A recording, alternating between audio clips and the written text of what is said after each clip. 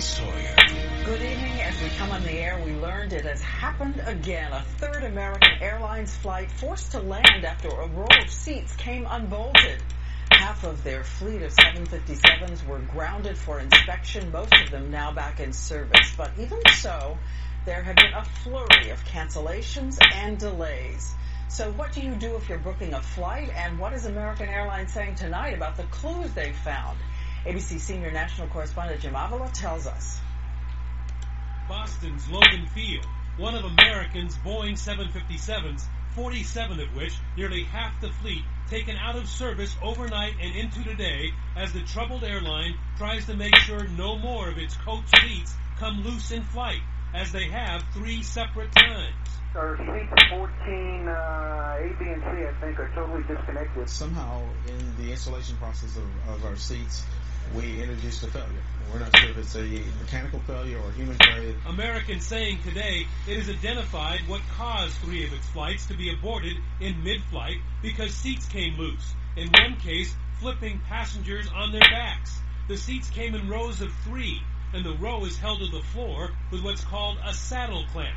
It's that clamp that was improperly installed on the planes where the seats disengaged. On the safety side of this particular situation, American's doing all that it can do right now to ensure that those seats are being looked at and making sure that they're installed as correctly as they're supposed to be. American says the investigation is still underway, but so far the airline cannot give a solid answer as to why now. These seats have been in use for up to 20 years and never come loose before. Aviation sources say the last eyes and hands on the saddle clamps in all 3 loose seat incidents belong to company mechanics, leading to suspicions of possible sabotage. But safety experts tell ABC News that would be a first. To deliberately think that somebody would do something to a seat track assembly to cause it to come loose during flight is just something that's not thought of in this industry. The mechanics union, which lost jobs to outsourcing, says it has had nothing to do with the loose seats and points to the new private maintenance. Just the latest series of labor troubles for American Airlines, which has suffered more than 2,200 delays and 75 cancellations, on time only 57% of the time over the last 3 days. More than double the delays for United and Delta, which are both punctual more than 80% of the time. It's going to take American, though, some time to rebuild trust in terms of the reliability of the schedule. American Airlines says on the record it has ruled out sabotage. They believe the installation mistakes are the result of human or mechanical errors. One interesting note behind American's decision to inspect all of its planes with this type of seats, one of the seat rows that was loose for 6 days worth of flights without being noticed. So, should you take an American Airlines flight? That's the question. Yes, the experts are telling us that if you can be flexible and don't have to be someplace on time, it's okay. That it's safe, just not very dependable as far as on time. All right, back on the story tonight. Thanks, Jim. And we turn now to a manhunt underway at this hour in Arizona. Helicopters and horses in pursuit along a dangerous stretch of the Mexican border. This morning, a shootout left one American border agent dead, another wounded. The agent who died, 30-year-old Nicholas Ivey.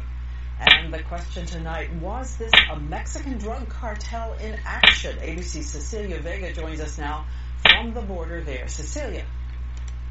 Diane, good evening to you. Let me just show you how close we're talking. That mountain right over there, right over my shoulder, that's the other side of the border. That is Mexico. Now, this area has earned the nickname as Cocaine Alley by drug smugglers. It's considered to be one of the most popular places for illegal entries all along the border. But today, for the agents who work right here at this station, this is a place of mourning.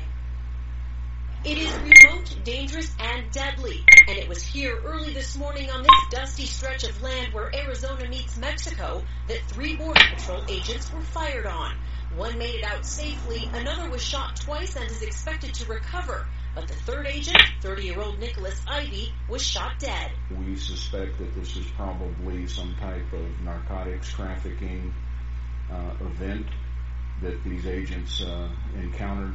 But at this time, that would be speculative. It was just before 2 in the morning when something triggered one of the many motion sensors along the border. This is how this advanced technology works. Sensors buried below ground automatically alert the nearest Border Patrol office. You can see there's one right over there when they detect a certain weight. Whether it's a smuggler, whether it's an illegal crosser, or even a large animal, Border Patrol agents have to come out here to investigate. The 3 agents headed to a spot just 3 miles north of the border. As they headed up a desert hill, someone fired right at them in what's being described as an ambush. The agents work in the very Napo, Arizona station named just 2 weeks ago for Brian Terry, the last Border Patrol agent fatally shot on duty. His 2010 death from a firearm sold through the notorious Fast and Furious operation ignited a firestorm. It's unknown if the weapon that killed Ivy has any link to that now famous controversy. What is clear here is just how dangerous life can be. Agent Ivy died in the line of duty, protecting our nation against those who threaten our way of life. His death only strengthens our resolve. And this terrain out here is so rough that agents are still processing the crime scene. They say it could take a couple of days. Now, you can see the flags here at this station lowered today. You just heard the agents say what agents out here have been saying all day. This has given them the resolve to make this a safer place. Diane? All right, Cecilia Vega, thanks so much tonight. And now we turn to countdown to the first big debate. 24 hours until the candidates face each other on the stage. President Barack Obama and Governor Mitt Romney, both in marathon training sessions. Their wives and running mates carrying the banner today with some mixed results. 35 days to go till your voice, your vote. Our political team is back. ABC's Jake Tapper and ABC's David Muir inside the debate hall right now, covering it all. Jake, starts us off. Good evening, Diane. Well, the two candidates largely kept to themselves today, leaving the hard work of campaigning to their surrogates who hit the campaign trail in a fever pitch, not always staying on message. In battleground state North Carolina, the vice president tried to assail the Republican ticket, but he did so in a way that brought fire upon himself. How they can justify raising taxes of the middle class has been buried the last 4 years. Paul Ryan pounced. Vice President Biden just today said that the middle class over the last 4 years has been, quote, buried. We agree. That means we need to stop digging by electing Mitt Romney the next president of the United States. The vice president later said that the middle class pain was due to Bush policies that Romney and Ryan want to repeat, but the debate symbolized a problem for the president. Even though the economic collapse happened under Bush, 4 years later, families are still hurting, and many in the middle class are barely treading water. All guaranteed fodder for tomorrow night's debate in Denver. The First Lady is making her way there, but first stopped in Ohio. Are you fired up? Where early voting began today. Are we going to just sit back and watch everything that we worked for and fought for to just slip away? Her Republican counterpart, Ann Romney, got to Colorado before her. We have a debate coming up, and we are excited about that. We're focused. Truth is, family members' nerves are on edge, as Josh Romney confided to Diane Sawyer in August. I hate the debates. He's sitting there trying to be cool and keep a smile on your face, but inside he's going to fall down. 4 years ago, Michelle Obama would get so nervous during the debate she didn't even like to watch them, but she'll be there tomorrow in the debate hall, where we turn to David Muir, my colleague with the Romney campaign. David?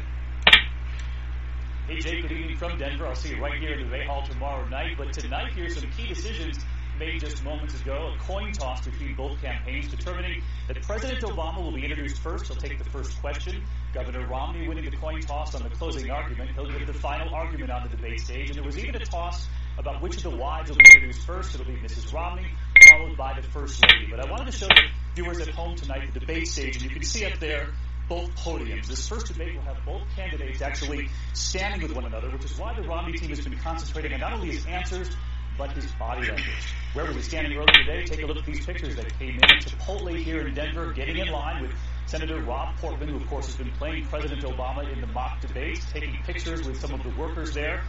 And we asked some of the Romney supporters here in Denver if they were coaching him in that mock debate room, what they would say. If you were inside that debate prep room, what would you tell the governor? Be honest. Be straightforward. If you were inside that debate room, what do you tell him? I'd say show him who you are, represent who you are. There's been some bad press against him because of his comment about 47 or 49% that he doesn't care about. Well, he does care about everyone. I would say use all the facts of said show some heart on this stage. I did talk with a campaign advisor today who said there's no question he believes that 47% will come up on the debate stage. They've been training the governor, Diane, on that, whether the question comes from the moderator or in an answer from President Obama. And one other thing I heard today from a senior advisor is that Governor Romney, they say, does not have to win a charm offensive on that debate stage. He simply has to prove that he can relate to average American problems. A lot at stake here tomorrow night, Diane. Love the citizen debate coaches there, David. And as everybody knows, you and Jake and George Stephanopoulos, the entire political team, will be covering it all tomorrow night. Please join us Wednesday night, one-on-one, the candidates debate, 9 p.m. Eastern, 6 Pacific. And now, the peanut butter recall. We have been reading all your posts and emails to us about peanut butter and which brands are linked to at least 30 cases of salmonella poisoning. So many of you have been asking us as we go through our kitchen cabinets exactly what should we do? And ABC's Steve Osunsami now has a kind of user's guide for families. Today, government officials trying to contain the salmonella outbreak told us it doesn't look good, and to expect more reported cases linked to jars of peanut butter sold at grocery stores across the country. So far, 30 people sick, most of them children, across 19 states. For families searching through kitchen cabinets tonight for potentially dangerous jars of nut butter, it's terribly confusing. First, what jars and brands are being recalled? Well, it isn't your larger name brands like Jif or Skippy. Those products are fine. All of the recalled products are linked to the Sunland Peanut Butter Corporation in New Mexico. They make peanut butter under many labels: the Sunland brand, Trader Joe's peanut butter, Harry and David, Sprouts, and the Archer Farms brand that's sold at Target. All the illnesses that have been investigated are related to the peanut butter products from the one plant. So now you've found one of these brands in your cupboard. Should you automatically toss it out? The company says to look on the side of the jar for the best if used by date. Anything between May 1st and September 24th, 2013, throw it away. But what if your family has already gone through half the jar? What are the signs of a salmonella infection? Doctors say high fever, stomach cramps, and dysentery, which can show up within 1 to 3 days. We talk with families of children who got sick, and they tell us stories of 103-degree fevers that lasted for days. They were shocked to learn it may have started with their peanut butter. Steve Osunsami, ABC News, Atlanta. And now news about something that surprised us. At first glance, it sounds great. You get paid thousands of dollars by doctors to eat your favorite fast food every single day. A bold new experiment. So what do they hope to learn? Well, ABC's John Donvan with what they've already learned so far. Hitting the fast food drive-in for science. Can I get 5 soft tacos? Can I get 2 sausage burritos? Can I get a number 4? Over and over and over again, it has been Dave Giacolo's life these past 3 months or so, as has been eating the food. A precisely measured 1,000 calories a day, an extra meal daily, fast food only. How many calories? 770. Why? Because this man is paying them to. Dr. Samuel Klein is a researcher at Washington University Medical School in St. Louis, trying to understand why weight gain leads to diseases like diabetes and hypertension, and how that relates to levels of fat in the liver and muscles. At some point, though, research on rats alone just is not enough. Somebody has to eat this food this way. Ultimately, it has to come to people. And so a radio ad. Attention overweight volunteers. That offered a cash incentive up to $3,500, depending on how long it would take. Once I got into work, I called right away. So did nurse Dawn Freeman. It probably took a month to just get approved. And so they ate every day from one of these 5 restaurants until their weight went up a target 5 or 6%. Dawn, in 8 weeks, went from 170 to 186. Doesn't look like a lot, but here's how it felt. For 2 weeks it was alright, and then I started really feeling awful. I couldn't hardly breathe anymore. Same thing for Dave, because he learned weight is mysterious. Doesn't go up in a straight line at all. He actually lost 1 week. It took him 3 months to put on 18 pounds. And near the end... We just want this thing to be over. I'm done with it now. I'm done with it. Down the road, this research may help find therapies for obesity-related diseases. Way before that, though, Dave will have to take that weight off. That is what he needs to complete to get his last $50. John Donvan, ABC News, St. Louis. And we saw a Hollywood makeover begin today for the iconic Hollywood sign. Take a look, 110 gallons of primer from those painters, 275 gallons of paint, and in the next 10 weeks they'll strip the sign down to sheet metal and then build it back up. You may remember the sign once read Hollywood Land, but by 1978 termites had gnawed through the O, which rolled down the hill. Hugh Hefner auctioned off the letters L-A-N-D to pay for repairs, and so the sign became just Hollywood forever. This facelift is in time for the sign's 90th birthday next year. And call her the Cannonball Poodle, a little dog darted in front of a Toyota Camry in Taunton, Massachusetts, and was catapulted somehow into the front grille of the car. Behind a license plate, for 11 miles the dog rode like a furry Indiana Jones all the way to East Providence, Rhode Island, where a passing driver happened to think she saw some strange sight in the grill. Animal control workers wrangled the dog out. She lost a tooth in the road trip, but no broken bones, and everyone's now looking for her owner. And finally tonight, there's a very different kind of presidential race heating up in Washington, D.C. This one is a foot race, and vying for victory, 4 men right off of Mount Rushmore. That would be George, Tom, Abe, and of course, Teddy. ABC's Jonathan Carl now tells us why Washington is in a fever about all this. It's great times for baseball in the nation's capital. The hometown team heading to the Major League playoffs for the first time since FDR was a White House rookie. But tough times for the Nationals' favorite mascot. At every home game, Teddy Roosevelt races against Tom, George, and Abe. And at every game for 7 straight years, he has lost. He's faced hamstring problems, cheating competitors, rival mascots, even Mr. Kool-Aid. He's also been disqualified, illegal use of a Segway, a zip line, a golf cart. Some say it's a conspiracy against the Republican Roosevelt. I am outraged. That's why I'm calling for congressional hearings, to right this horrible wrong. With the team finally winning, we set out to see if it's time for Teddy to win too. What's it going to take to win? You gotta run fast. After a little pre-race workout, we put Teddy to the test. Come on. He can run all right, but there's something about that finish line. You had it! He just acts like a loser. Despite never winning, Teddy is the clear favorite with the fans.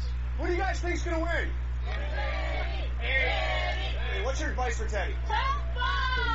As the team celebrated, heading for the MLB playoffs, which begin this Friday, we asked star slugger Michael Morse the big question. The big question is Teddy finally going to win that race? I don't know. I hope he gets, watches this and gets some encouragement. So as Teddy raced last night, our hopes were high. Teddy! Close. Oh, so close. Teddy, what happened? What happened, man? But maybe, just maybe, he needs to keep losing so they can win. Jonathan Carl, ABC News, Washington. And we thank you for watching. We're always here at abcnews.com. Nightline, of course, will be here later, and I'll see you again tomorrow night. This is World News, and tonight, go time. The president, the governor, the first debate.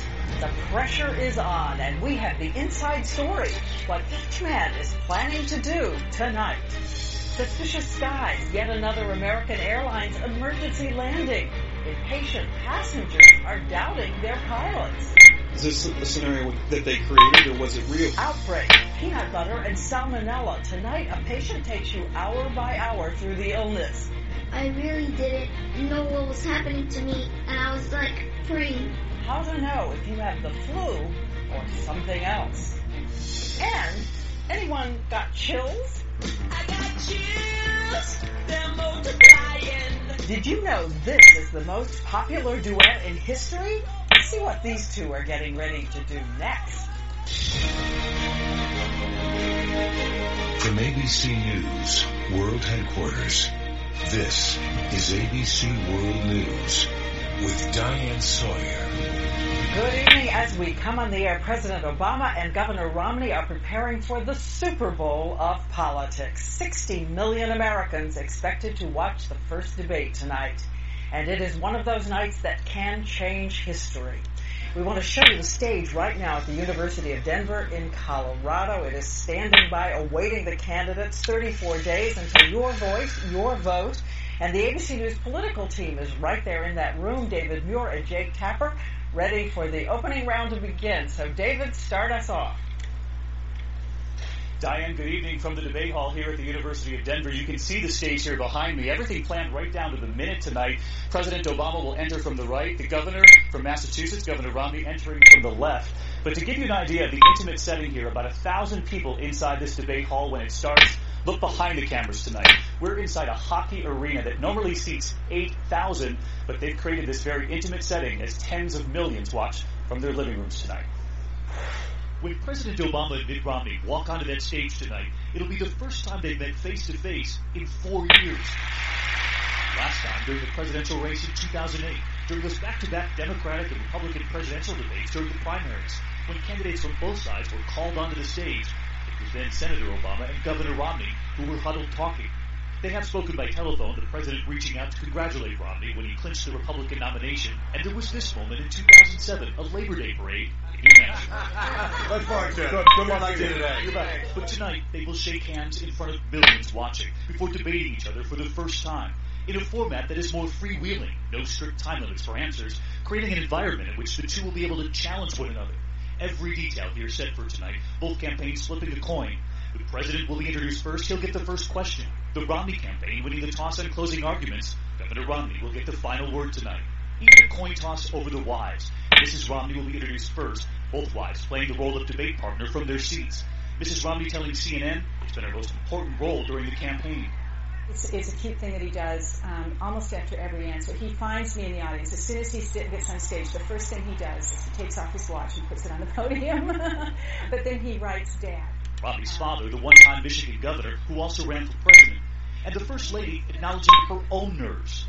I get so nervous at these debates, and, you know, I'm like one of those parents watching their kid on the balance beam. You're just standing there, just trying not to, you know, have any expression at all. Advice that comes on the same day they mark something else. This is from me to you, honey. Happy 20th anniversary. They will likely mark their anniversary with a private dinner after the debate tonight. Sasha and Malia back in Washington. They have school tomorrow. Several of the Romney boys will be in this debate hall. And one more thing I wanted to show you, Diane. We took this image today, tweeted it out, and take a look at this. It's the debate prep you don't typically see. Wet paint was the sign up on the debate stage in these last 24 hours. We checked it out for you before we came on tonight. The sign's down. Everything's all set, ready to go. Painters frantically painting. Thanks so much, David. And as you know well from covering the campaign, these two men are by definition built to withstand pressure. Each known as a formidable debater, but tonight it will be pressure like no other. They have to bring their A games. And ABC's Jake Tapper now tells us about each candidate's biggest move. Jake. Good evening, Diane. That's right. These are two very experienced debaters with more than 50 presidential primary and general election debates between them. Though they have their weaknesses, they both have considerable strengths. As President Obama touched down in Denver this afternoon, he brought the experience of 22 previous presidential debates, primary and general election, with him. We've seen him draw upon his command, being able to make a bold pledge. If we have Osama bin Laden in our sights, and the Pakistani government is unable or unwilling to take them out, then I think that we have to act, and we will take them out. And we've seen him tap his reservoir of righteousness to make a strong attack. You said we knew where the weapons of mass destruction were? You were wrong. You said that we were going to be greeted as liberators. You were wrong. Tonight will be Mitt Romney's 36th presidential debate, though his first is nominee. His team is hoping he'll show the agility we've seen him display. If people are looking for someone who will discriminate against gays, they won't find that in me.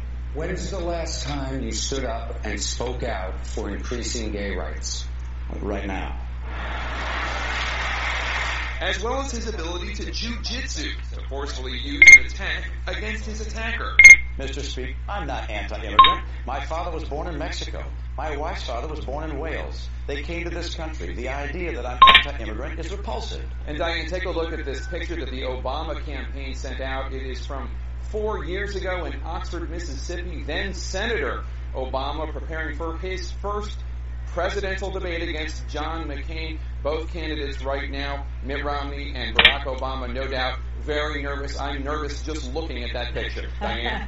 Okay, Jake, I will see you tonight for the big event, and I want to bring in co-anchor of Good Morning America and anchor of This Week, my co-anchor tonight, George Stephanopoulos. Such a night after this long road. What are these two men thinking right now? Probably exactly the same thing. Tonight, don't take the other guy's bait. Play your game. But there is more pressure on Mitt Romney tonight. You look at the polls right now, he is behind nationally, probably behind even more in the battleground. So he needs a circuit breaker, and he probably has to do something that gives people who say right now they're voting for President Obama to give him a second look. So give all of us a kind of viewer's guide to what they're prepped to do. What do we watch for tonight? Watch for it. Almost every time Mitt Romney gets a question, he will try to turn it back to President Obama's record and make President Obama bear responsibility for the economy right now, not let him evade it. Mirror image for President Obama. Every time he gets a question, he's going to try to focus it on Mitt Romney's plans, Governor Romney's plans for the future, and say, listen, we may not be in the best shape right now, but it's going to be even worse if we implement his plans. So each of them will be pivoting? Each time. But here's the thing, and both sides don't really know what's going to happen tonight because, as David pointed out, this format is so loose. Once they get into the discussion, almost anything could happen. They could directly challenge each other. Jim Lehrer could come in to moderate, directly challenge them, but they really don't know. It is going to be such an exciting night, and a reminder that George and I will be right here with you and the ABC News team ready to react, analyze, and fact-check one-on-one the candidates debate, 9 p.m. Eastern, 6 o'clock Central. And we move on now on world news because we have two developing